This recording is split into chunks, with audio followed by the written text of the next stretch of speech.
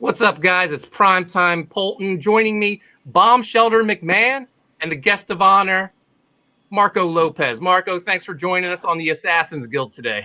What's up? Thanks for having me, guys. Glad to be back.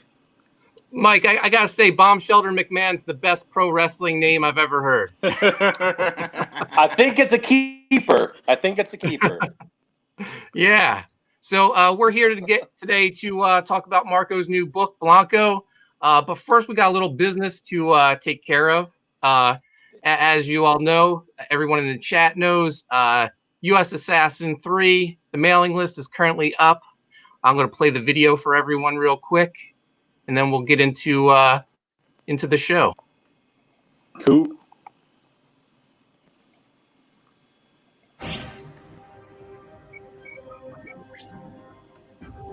I'm the mercenary, Flip Gordon.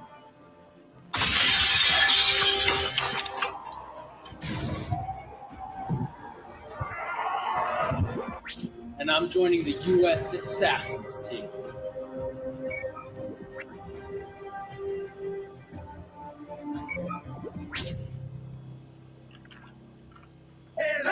Yeah, this is USAssassin. They bout the action, ready to make it happen. Yeah, this is the elite government task force. Whole team is official. What more could you ask for? Yeah, this is USAssassin. You don't want drama. If they pull up, they blasting. Monsters of the graveyard shift. You ain't never seen a squad quite like this. We got Bazooka Dog, and he don't cut no slack. A dog with a giant bazooka on his back. Slipper is a reptilian, alien. 3 snakes for a tongue. You don't want to with him. Sensei Steel, who is so mysterious, martial artist and trainer. With the kids, Zero Face is a bad guy turned good. The mercenary is a beast, get it understood.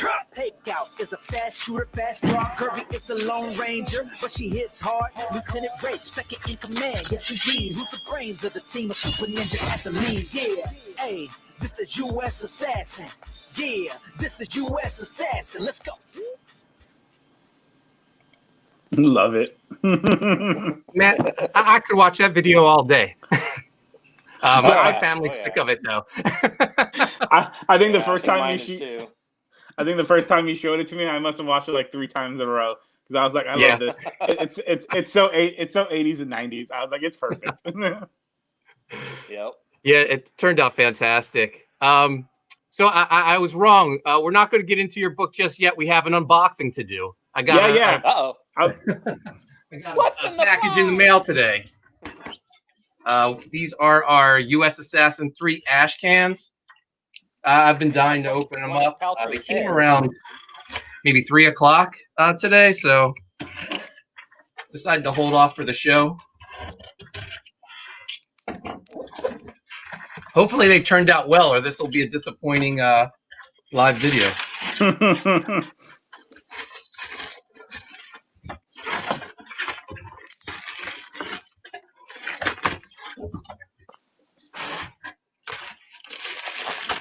If anyone's wondering, I used Comic Wellspring to print these.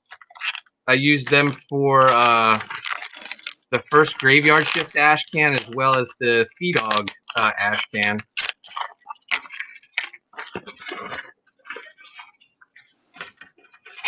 And I probably should have had scissors. They got them in a bag, but they have the bag taped up too with packaging tape. Nobody's getting into that. No.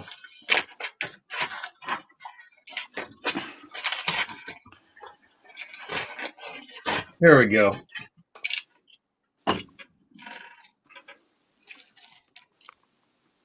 I'll make myself go big.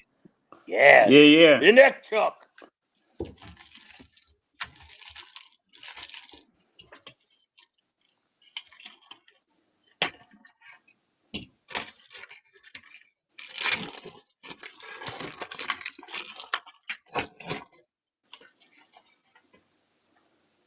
Nice. There it is.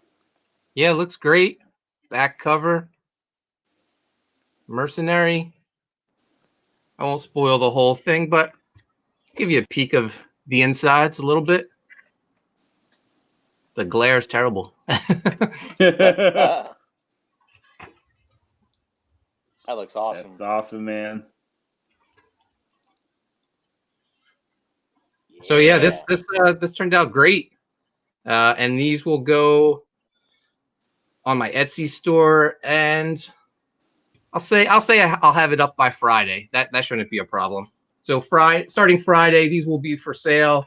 It's the ash can, a sketch from me, and one miscellaneous USAssassin promo item, whether it's a print, a sticker, or the trading cards. If you're someone who is missing like one trading card, if you're missing like the USAssassin trading card because you didn't back the second chance campaign, I'll work with you. You message me and let me know what you need, and I'll try to make it work for you. Anyway, that's it for the unboxing. We have Failed Superheroes Club in the chat. Thanks for joining us, man. Thanks for being here. So now, the main event, Marco. You launched Blanco yesterday. Yes. Before we get into Blanco, let's talk a little about you. How did you get involved in comics? Goes back to further than 2015, but 2015 was when, some stuff started finally happening. 2015, I worked on a couple of projects for Lionforge Comics. Those projects unfortunately didn't come out because they pivoted to doing their superhero universe, the Catalyst Prime universe. Then from there, I did a story for Grim Tales of Terror for Zenescope Entertainment. I think it was the second year of Grim Tales of Terror or the third. I don't remember. I won't tell you the issue because don't look for it because it wasn't any good. And there's a whole story behind that, but I won't go into it here. But the editors, everybody that I worked with, the editors and Pat Shand, who helped me, get in and do the story, they're all great. It just didn't turn out to be a great experience. Besides that, in the end, the actual book. But it just didn't turn out to be a great. Sorry, I'm putting in the links and the on my phone and the Facebook page or the YouTube video popped up. Sorry about that. If you see me looking down, I'm adding the links to the live chat. but after that, I didn't do anything for a bit. Were you gonna say something, Mike? I just said I gotta dip out real quick because my phone was fully charged and we've only been on for like 10 minutes. And it's already down to 10%, so I got to grab my phone charger real quick. No problem. So Marco, before you're, I had to check too. I'm gonna just before you're like the career stuff. Were you always a comic book fan? Yeah, I've been reading comics. Well, I was born in 1980, so.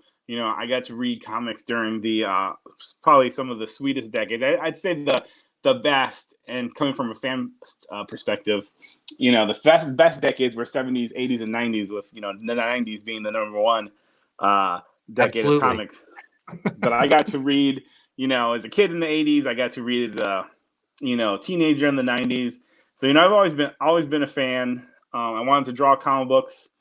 Originally I was going to be a comic book artist. I went to the High School of Art and Design in New York. But then my English teacher told me that I had a knack for writing. And that led to me writing and less drawing. I don't know why. I should have just done both. Yeah. But around that time, I was also getting heavily into film as well. So, film tends to favor more, writer, directors and stuff like that. Yeah, I've always loved comic books, always had, this passion. I've always been trying to get into the business since probably right after I got out of high school in 99. Tried to do some stuff in the early 2000s. Actually had a little something going with two different companies in the early to mid 2000s. One of them was with this company that the now EIC of Marvel, C.B. Cebulski. He had a company back then called Fanboy Inc. And it was a short-lived company, and I was actually going to have a comic book come out from them. But then, that company went under. He probably wouldn't even remember me. And then I had another project that was supposed to go with this company called, I think it was AP Comics, and they eventually became Marcosia, and they were a British company. And we had the first issue drawn. I had a contract, everything. I think the contract was all signed and everything. And then after the first issue was drawn, the artist disappeared for like 2 months. During that time, things were going pretty sour for AP, and then they turned over to like Marcosia, I think, or a little bit after that, they turned over to Marcosia. But because of the artist upping and disappearing, the comic book just basically didn't happen. And then it's so funny because the artist later hit me up, and he, after disappearing for 2 months, and thinking that we'd be good to go, and I was just like, no. I mean, that's not how any of this works. I had that happen to me, like early in my career. Some artists that I were working on projects with, they just disappeared on me. And then when they saw my name in like DC solicitations, they were like, "Hey, you still want to work together? I'm ready to go." And I was like, "Nah, sorry." Right? It's like, I mean, people are crazy. But yeah, I did that after those 2 failed attempts. It's always been for me back and forth between film and comics, with comics being my first love. And then the stuff like I mentioned happened in 2015, 2016, the Lion Forge Zenoscope, all that. And then the major stuff that happened for me was in 2018 when Puerto Rico Strong came out. The anthology we did for to support Puerto Rico because of the hurricanes. That became a success. I won an Eisner for that. But then one of the things I'm most proud of besides that book, and technically I always joked around that I was like, if nothing ever happened in comic books for me besides winning that Eisner and then doing the next thing I'll talk about, I'd be like, I'm good. I won an Eisner in comics. I got the highest award. I was like, whatever, screw you comics if you don't want to do anything with me. I won your Oscars. I'm good. Peace out. But one of my favorite things I did after that was the Lucha Verse, which I worked with Cheeto Comics, and Ivan Plaza, owner of Cheeto Comics, and it was a license, and it was a series of genre books, sci-fi, fantasy, horror, starring famous luchadors, Rey Mysterio, Lucha Bros, Conan. People know him more from 90s WCW and stuff like that, Super Astro and Solar, and they were great. A lot of fun. We did really good with those. They didn't come out through many comic book stores. They came out more through independent channels and wrestling shows and all that. And we did get into some comic book stores. And from what we've heard, when they were in those comic book stores, they did very well. But the problem is because they were one-shots, because the whole idea was to do a series of one-shots, and then those one-shots would lead into miniseries. But Diamond wouldn't distribute one-shots. At least not from a small publisher. Yeah. So that didn't. But those issues got collected into a trade. So that was the second trade of my work I got, because besides editing and putting together Puerto Rico Strong, I actually had a story in Puerto Rico Strong. So I did those 2 things, and then I decided, while still pursuing some comic book stuff with some publishers, I was like, you know what? I'm also going to take the reins of my comic book loving career into my own hand and, put out something, through crowdfunding. Crowdfunding's blowing up. It's becoming a game changer. It reminds me of the 90s, the late 80s or early to mid 90s, when self-publishing, you could go out there and self-publish a comic book, and, you could do a run, for like the first issue of like 50,000 copies, People could actually pay their rent, food. I mean, maybe some people were becoming rich, i.e. like Ninja Turtles, but most people were able to kickstart a career and, and have fun and not have to, sometimes worry about bills, doing these, cool comic books like Creed. Creed was one of my favorite comic books reading in high school. Lightning Comics put out a lot of independent stuff. Harris Comics. They gave a lot of, awesome, creators their starts, and those creators went on to do big things, whether it was in comics or later in other areas in the industry. So for me, crowdfunding feels like that. What Indiegogo is doing, Kickstarter. People say there's other crowdfunding places, but I'm like, I mean, Kickstarter and Indiegogo is all you need. I don't see the point of going anywhere else. crowdfunding's changed my my life. I mean, I was ready to pretty much give up on comics. All the type of projects I was pitching to publishers, they were telling me, "Oh, that's too 90s." So I was just concentrating on kids' books, and then Graveyard Shift happened with me and John, and that exceeded my wildest expectations. And I was like, "Oh, there is an audience for this awesome stuff that I love." well, that's what I and that's the thing I said. What I love about what you and Mike are doing with USAssassin, and then what you and John have done with Graveyard Shift, and what other creators are doing on Kickstarter and Indiegogo, is it's proving, and I said that in the Indiegogo on the campaign page, it's proving that these titles that people say are either too 90s or too weird or too out there or too old school or too conventional, or whatever. Everyone's got an excuse. Every publisher's got a million excuses. It's understandable. Certain publishers are only known for doing certain things, and they don't want to go outside the box. But crowdfunding has been able to say, "Hey, guess what? You're wrong." And this people do want this. I mean, and people will read this and they will support it. And God willing, if we're ever back in conventions, they'll be getting them at conventions, But yeah, that's basically my long-winded story of getting into comics. And is this dude finally back? Are you back? We'll see. Not working, Sean? No, I'm just gonna dip out. You're such a love tease, you guys. Sean. I'll talk to you tomorrow. And Marcos will be on art and stuff on Friday. See you later. Yeah. How do I get out of here? Bye. See you, buddy. He comes in, puts his stuff, and leaves.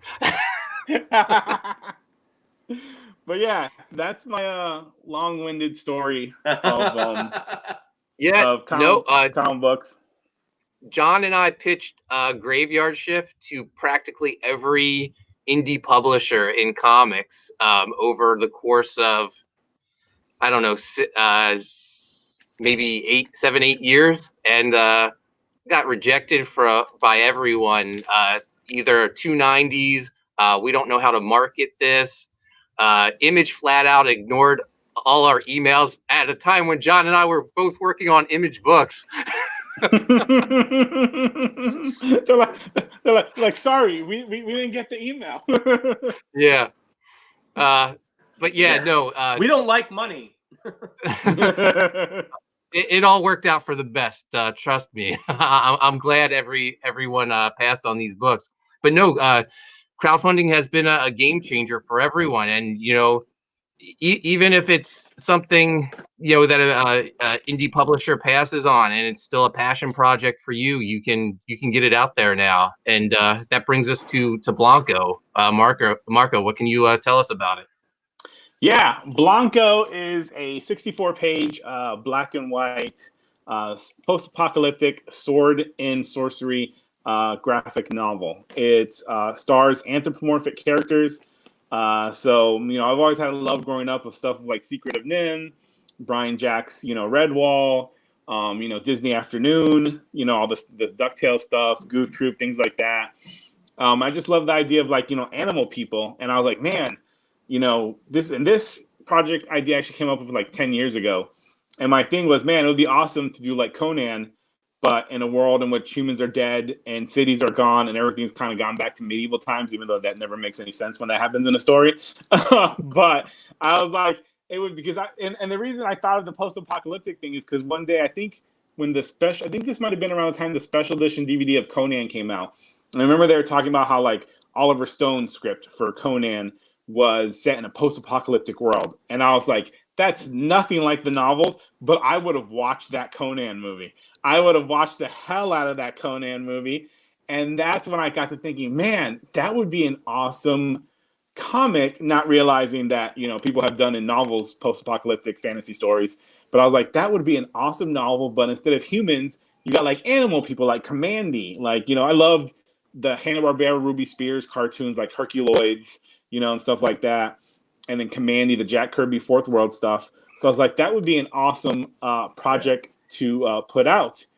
And it's funny because 10 years ago, David, who's the artist and co-creator on the book now, he was the artist and co-creator on the book then. He had to drop out because he had gotten a job, I think, in Canada.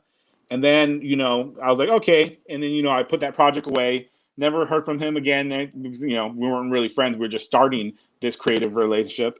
And then years later, like in 2018, when I got to know him, and then around, I think, 2019, I brought up Blanco to him, not realizing this is the dude who drew the initial Blanco designs in 2010. It wasn't until I found an email because I was looking for the old designs, because I was like, I need to show these to David. And then I saw in the email heading his email, and I was like, no way, this isn't the same David Brame. And I was like, David, look at this. And he was like, holy crap. He's like, I remember that. But yeah, I tend to be long-winded. So, if I get long-winded with these stories, stop me. But yeah, so we got, we were like, let's do this. And David got super excited because he's like, I love this. He's like, one of the things I love in comics, I love all types of comics. I love manga, I love American comics, I love European comics. And one of the things we wanted to do was like, a lot of those European comics, you see fantasy, sword and sorcery. You see all these crazy genres that American comic books didn't really handle until maybe like 5-10 years ago. And, like, not to say they didn't have them, but they didn't have them in the quantity that they have them now.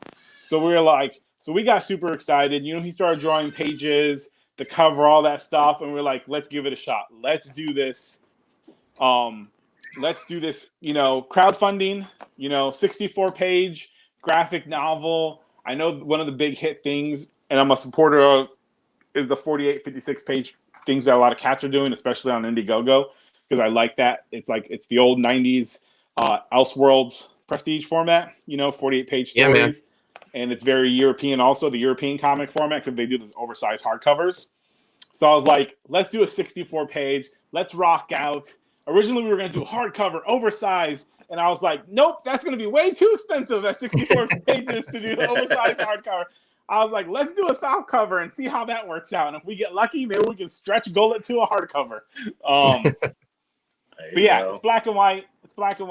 Hopefully we can get to a color stretch goal. But yeah, I'll let you guys talk. And then if you want to know more about the comic, I will. But I tend to ramble. So let me shut up for right now.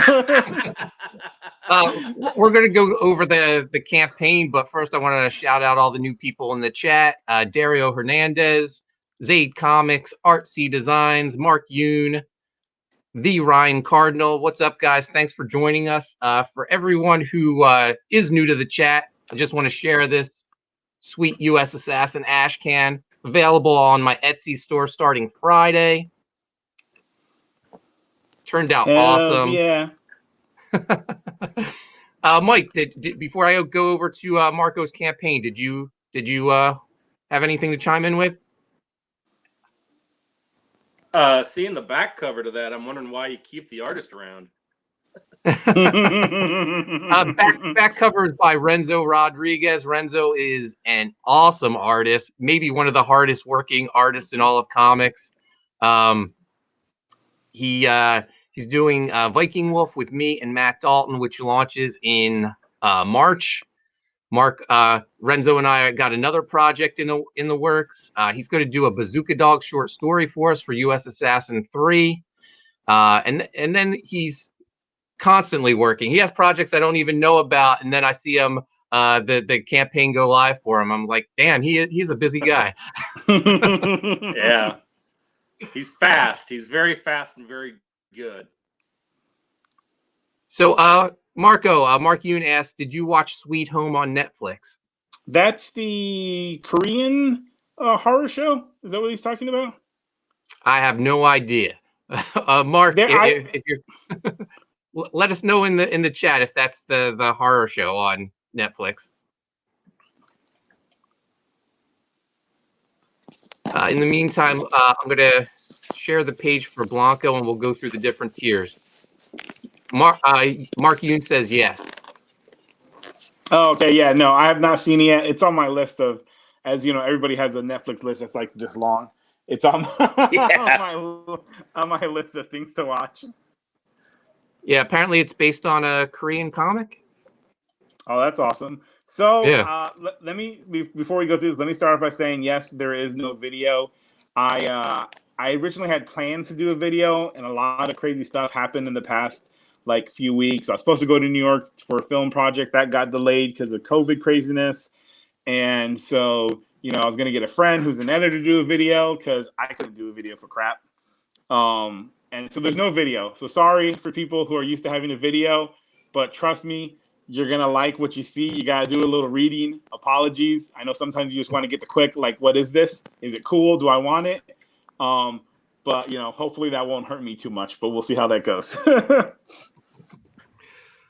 All right, so let's scroll through the tiers. For $10, it's the Blanco Early Bird softcover graphic novel.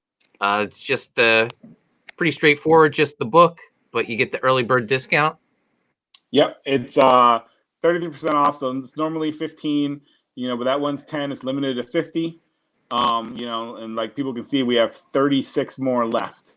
So that's that to me is the best deal. When's the last time, other than the $10 image first, first volumes, there's really no other place you can get a 64-page graphic novel for $10. So no, that's an awesome deal. That's probably true. one of the best deals I've seen on crowdfunding. Once they're sold out, though, you'll have to pay $15 for the graphic novel. Yep. And then we get to the other tiers: Blanco graphic novel and trading card number 2. Trading card number 1. What is that? Okay, so trading card number 1. The reason why I don't have a tier for trading card number 1 because trading card number 1 was for people who signed up for the pre-launch page. And the trading card 1 and 2 are the original 2010 sketch designs. If you go down the page, you'll hit them. And those are going to be sideways cards. And they're going to have some information on the back, some fun anecdotes. There they are. Those are trading card 1 and 2.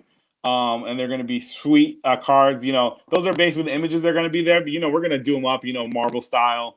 And, we're going to have some fun anecdote information on the back. But these were early designs, the 2010 Blanco designs. So trading card 1 is if you did the pre-launch sign up. And then trading card 2 is the perk pledge. But as you can see, when we go back up, I decided to also not be a dickhead and be like, hey, if you didn't sign up on the pre-launch, you can also still get trading card 1, but it comes with trading card 2. And that's the $35 tier, right? Or no, that's that includes the 25 print too. There we go. 25. Yep. Yeah, the $25 one has trading card 1 and 2.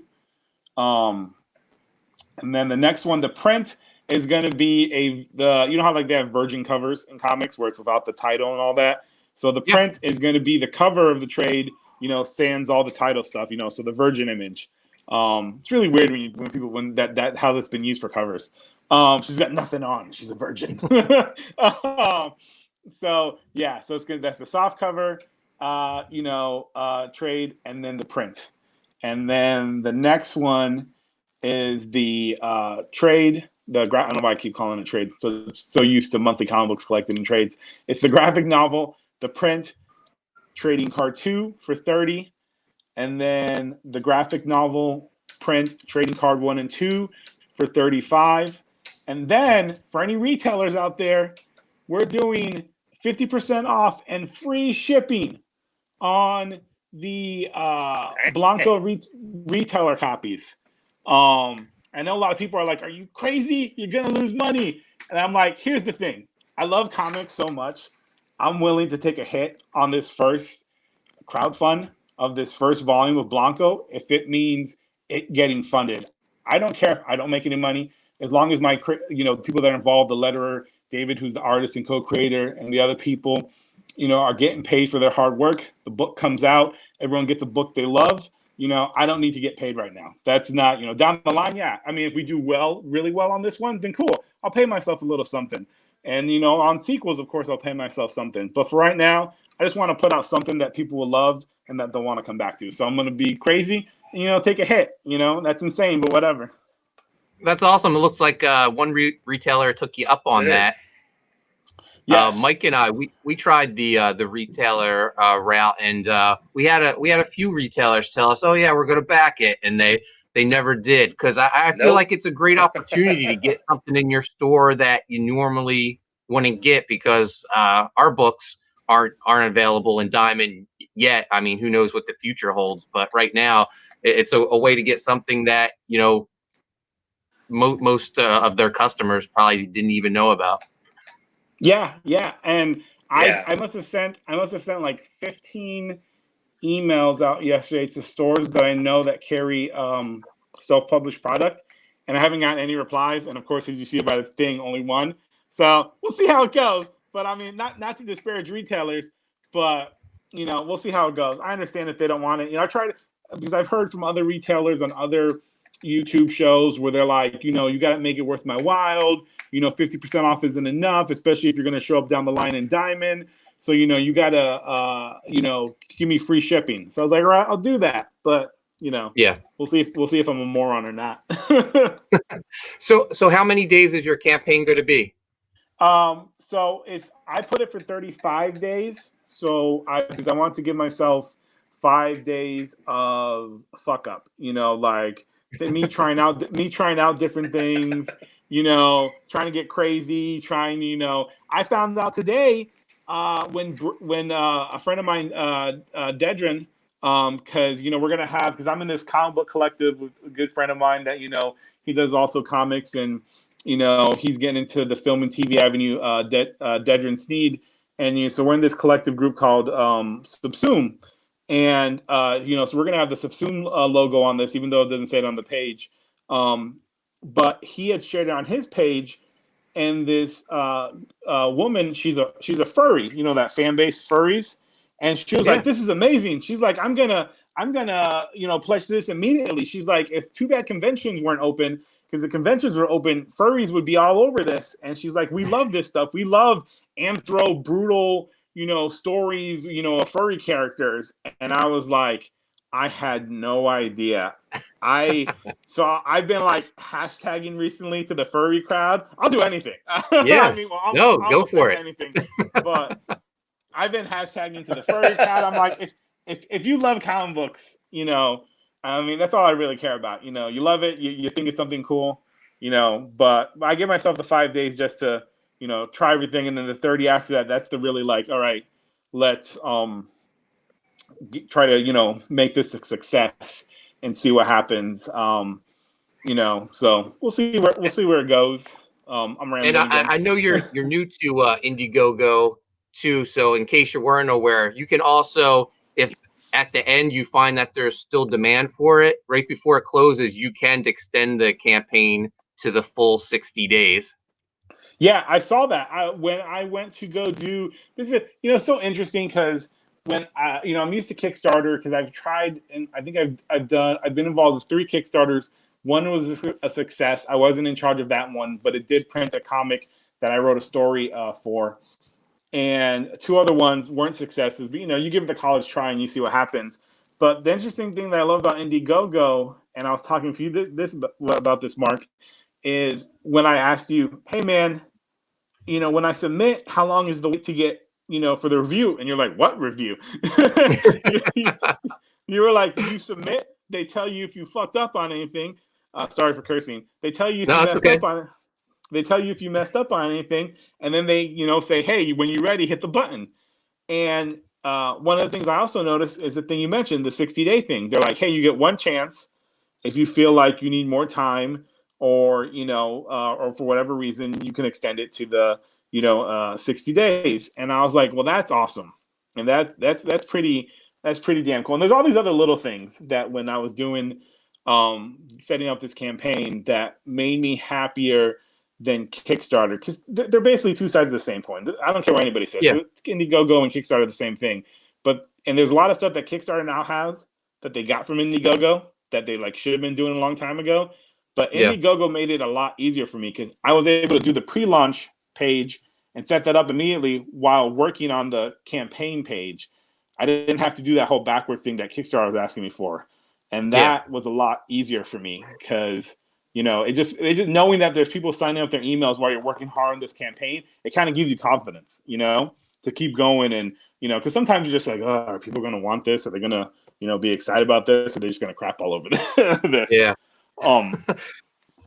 No, like with Graveyard Shift, and we do it with USAssassin. We call it 30 and 30 campaigns. We do 30 days, and then right at the end, we extended another 30 days, and we add new rewards to kind of freshen it up, because in the crowdfunding, when you hit that like midway point, it gets it's like the dead zone. So yeah, so we added with USAssassin, the last campaign, we added the Cedric Nacone cover and the Kevin Sharp cover, just to kind of bring some new excitement to it, and it worked out pretty well for us. Same with Graveyard Shift, we did the same thing, adding new covers and stuff. So it's just that's an idea for you down the line for your next campaign or whatever. Yeah. I might have to do that, because I like that idea. That's very cool. Could we go to the campaign and show off some of the interior pages? Oh, sure. Thank you, man. Yep.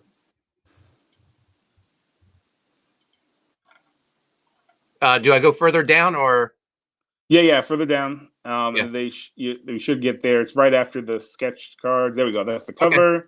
And then those are the interior pages. The first page is basically. The first page is basically like showing you the old world, because it's going to be, somebody who's telling a story. So it's showing you the world when it was the world of man, and then what happens when it, gets destroyed and washes away and becomes the new world. And then that's part of the fairy tale that they're telling. And then the next page is going to be the person who's telling the story around the campfire to these kids. And then in the tree right there, in that bottom panel on the next page, that's Blanco. And the reason he's called Blanco, which, anybody who's Hispanic, Blanco means white, is because, and you'll find out in the story, because when he was a pup, he was all white. And it wasn't until he got, older that he started getting different, more color in his fur. But it's a nickname that he stuck. In Spanish culture, you could be a fat, chubby kid and be called, Gordito, which means, little fat kid. And then you could end up becoming a muscular kid, but they're going to call you Gordito the rest of your life, because it's the nickname that sticks. So then we go into a flashback, when he was younger, when he was a teenager, him and his brother, and they're learning from their master. And, and that's where the preview ends there. Yeah, this looks great. So do you, when this is successful, do you have more adventures planned, more volumes? Yes. This is going to have an ending that is probably going to shock people. And but I do have plans for, I have after volume 1, I have volume 2 through 4 roughly mapped out. I'd like to do at least a minimum of 8 volumes. But you know how it is with, storytelling. You think like, oh, this story is going to be about this long. And then you realize as you're telling it, whether it's in individual chapters, or as issues, you might realize at some point like this might be a little bit longer. I need to cover this or that, or I want to go into the past on this. So minimum of 8 64 pages would be great. If we end up doing more, we'll do more. I'll do as many as Robert E. Howard did Conan until I die. Hopefully not the way he did. Unfortunately, but. I'll do as many as that and just keep telling these stories, among other stuff that I'd like to eventually do. Eddie Winkler, he has a project called Sovereign Wolf. He's saying he's in the dead zone right now.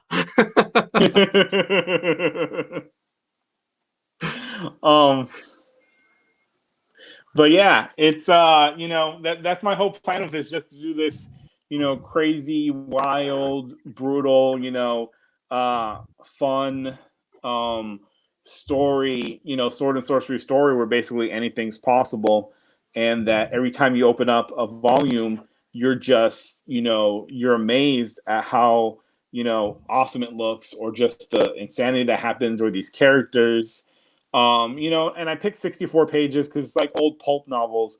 I wanted to get, everyone's, very busy in life, and I wanted to give people something that's like, you can read it and not have to like be like, oh, this is, you know, something that's going to take me some time to read. It can be read in between stuff, and then, you know, something you're always going to want to come back to, and, you know, and hopefully we accomplish that. I'll let you know something you probably didn't even think of too. Like the difference between 64 pages and 80 pages is a good jump in postage too on a book. Because US Assassin was 80 pages, but every other book I did on Indiegogo previously was 64 pages or less. So like when you're dealing with media mail, that's like the next jump up in weight. It seems like. yeah, because I put on the campaign. If you I put on the campaign, I put like 3 stretch goals, and the last one was an 8-page backup story that tells of a story of young Blanco. And so if that happens, that'll take us to 72. So we'll be like at that, like we're pushing against that, like, you know, jump up in postage. But yeah, this is just me wanting to tell, you know, just a wild, you know, cool story. Like, you know, the stuff that we loved as, you know, in the 90s, you know, the stuff that you saw in anime like Ninja Scroll.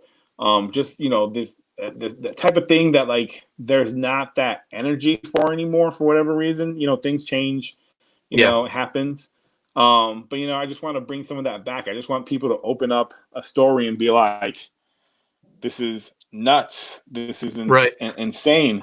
You know, like, what the heck is this? You know, I just want people to be in awe of stuff, you know, and to walk away feeling that, you know, one of the things I say in the campaign is I want you to walk away feeling that every penny you spent on this book was a penny well worth, that you're just not sitting there, man, being like, I wasted my money, you know? Yeah, no, it looks fantastic. And I know the quality of your work. So everyone listening, man, if you haven't backed Blanco yet, please check it out, man. I know it's going to be a great book. Mike jumped into the chat. I guess he left the bomb shelter. He's telling Eddie just wait for everyone to get their stimulus checks. Eddie's fantastic, and his campaign's doing great. So shout out to Eddie Winkler on Sovereign Wolf. Also shout out to Walt. Walt is the president of the Assassins Guild, self-proclaimed, but he started it, so I'm running with it. He's the president. And since he just joined the chat, I'm going to just show off the ash can once more. Here you go, Walt. I know you were looking forward to this. It's got the mercenary on the back cover, black and white interiors, just like the old school ash cans. And it'll be on my Etsy store starting Friday. But yeah, man, Blanco looks great. I'm excited for it. Before we wrap it up, can we talk a little more about the Lucha Verse? Yeah, man. What do you want to talk about? You know, I'm a huge wrestling fan. How did that come about? We sort of just, I mean, you were on a roll, so I just let you keep talking. So yeah. So it was, before I came on it was a conversation going on between Kevin Kleinrock of Mass Republic. He deals with a lot of Mexican wrestlers, a lot of luchadors. He deals with a lot of that brand. That's basically what his company deals with. They're doing, Mass Republic is doing a series of lucha figures. Oh, thanks, Walt, man. That's awesome. Thank you. Can't be doing these books without you guys. So Kevin Kleinrock, Mass Republic, they're doing some cool lucha figures coming out with Boss Fight Studios. But back, this was like 2018. Him and Ivan, Ivan who runs Cheeto Comics, they were having a conversation about this property and about this thing. And back then I was working at a comic book store that Ivan and back then mutual friend of ours, Mike Savage, was also a co-owner of the store. And one night when we were, closing up the store, they were talking about it, and then I was asking about it, and then Mike was like, "You should team up with Marco. He's a good writer." Then me and Ivan started talking, and then Ivan was like, "Cool, let's do this. Let me talk to Kevin about it." And then Kevin was like, "Hey man, if that's your guy and you trust him and you think he's going to do a great job, let's do it." So then me and Ivan started. We just broke down the whole world, how it began, the background, all of that, the events, thousands of years ago that led to the world that it is today. And then we started working on the books. We started, going to get into artists. I started writing the stories with Ivan. Then I started writing the scripts by myself. The luchadors were already chosen by Mass Republic. Those were luchadors they were working with. The Lucha Brothers, which are now, I think, are they in AEW? Are the Lucha Brothers in AEW now? Yeah. Yep. So they worked with the Lucha Brothers. So they had pull with them Rey Mysterio, Conan, Super Astro and Solar, which, if you're not familiar with Mexican wrestling, they're like gods in Mexico of lucha. And then Tinieblas Jr. And Tinieblas Jr., he's the son of the famous wrestler Tinieblas, and he's basically, he's that type of wrestler that, they very much a horror element to him. So we made him very much the Hellboy of the world, stuff like that. And we just, like Lucha, if anybody's ever seen, those Lucha books, not Lucha, but they did actually do Lucha comics back in the day. But if anyone's ever seen those movies from the 70s and, 60s where Lucha's, fighting like space aliens and Frankenstein and all that. So we're just going to do that, And it was crazy because we did it in a short, because we were at, well, I wasn't there, but they were at Cheeto Comics and Mass Republic. They were at the 2018. That's awesome. Well, yeah, Ray was, I know Ray loved the book. I didn't get to speak to him. Ivan did, because Ray and Cheeto Comics and Mass Republic were at the 2018 San Diego Comic-Con. And I mean, I'm not Mexican. I'm Puerto Rican. Whatever, same thing. We're all Latino. But thank you, man. Hey, man, I hope that doesn't hurt me. Still go get the book. But I don't know if you saw, but Eddie Winkler backed your book, backer number 22. Dude, thank you so much. Thank you. You don't know how much that means to me. But yeah, so Ray loved it. From what I heard, all the wrestlers loved it. Especially, I remember the New York Comic Con 2018. I got to meet Tinieblas Jr. because he was with us there at a table doing signings. So it's been a great ride. These things have been, they've sold like crazy in Mexico and Latin America. They've sold to a lot of, they've sold to a few number of comic book stores in the U.S. independently, through, Cheeto Comics.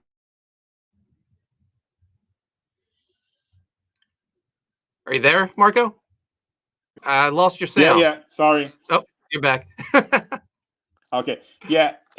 Okay, there we go. Yeah, someone tried to call me. I don't know. There's this. Yeah. I don't know why. It's probably, Anyways, but yeah, the books did really good. They eventually got collected into a trade. We were in one of those. How they do those mystery boxes? There's one that gets done Pro for that. Crate. Yeah. We were in Pro Wrestling Crate, and that went over really well. So it was a wild ride, but. There was actually, even at one point, there was from some big name studios that were sniffing around the property and were interested in it for film and television. Nothing ever came of that. But it did really good. We couldn't get into Diamond because they said they don't do one shots on whatever. I mean, it's funny they say that, but then I could swear I saw one shot from DC Comics a couple of months ago. And I was like, I thought you guys don't do one. Well, not Diamond. Diamond's not with DC anymore. But either way, yeah, so it was a good fun time. And then, but now my all my stuff is on, trying to make Blanco a success and hoping that, we can get to that goal and, just get the book out and then, from there go on to volume 2. Yeah. So besides Blanco, do you have anything else in the works? I have a project. It's a young adult Lovecraftian project. Oh, let me back up. So I got a webcomic that will hopefully be coming out March, April. And it's another Lovecraftian project.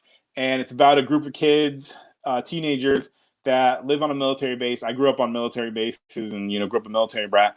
So it's about a group of kids, teenagers on a military base who wake up one day and everybody on their base has disappeared. And the only thing not on the base is them and Lovecraftian creatures roaming the streets. And that's called Monday Morning Blues because it starts on a Monday. And then I have another project that's in that genre of Lovecraft. It's like Doctor Who meets Dylan Dog. I don't know if anyone's ever seen the Dylan Dog movie or read the comic books. But it's that, and we have a publisher in Spain that's interested in that. So doing that with another artist. Then I have a couple of things with the publishers there in the industry. We'll see how those go. And then there's a book I would like to crowdfund on Indiegogo this year. That's me, Mark. We have that love of Japanese heroes like Power Rangers, Super Sentai, Guyver, all that stuff. So I have this project I want to do, which would be another 64-page book called Super Task Force Orion. And I'm telling you, man, the artist I'm working with, we'll be working with him. We're going to be talking again soon. He's got a Bart Sayers type style, and the first issue is the end of their world, because this is about a family of Japanese style heroes. And they're a family that became a family. They're not like a family that started off a family. And the first issue is the end of their world. And I'm telling you that the first page you get is a splash page, and the next 2 pages after that are a double page spread, because it's literally this crazy, wild, destroyed carcass of a city with this Ultraman type character fighting this godlike creature. And that's the first 3 pages of that book. That sounds awesome, man. You had me just by the title. That's a great title. Yeah. So, that thing is going to combine my love of, Ultraman and Guyver and, Power Rangers and all that type of stuff. And that book is going to be I think that book, in terms of craziness, might even top what we have planned to do in, Blanco Volume 1. But we'll see how it goes. Can't get to that book unless we make Blanco successful. I really want Blanco to be successful before I get into Volume 1 of that book. So before we wrap it up, I just want to stress to everyone in the chat, go back Blanco. It looks awesome. It's going to be an awesome sword and sorcery fantasy book. Definitely check it out. Walt's backed it. Eddie's backed it. So I appreciate you guys who part of the Assassins Guild who are checking it out. But Marco, where can people follow you at? I am on Twitter at Atomic Rex ENT. That's short for Atomic Rex Entertainment. That was an old label I had back in the day.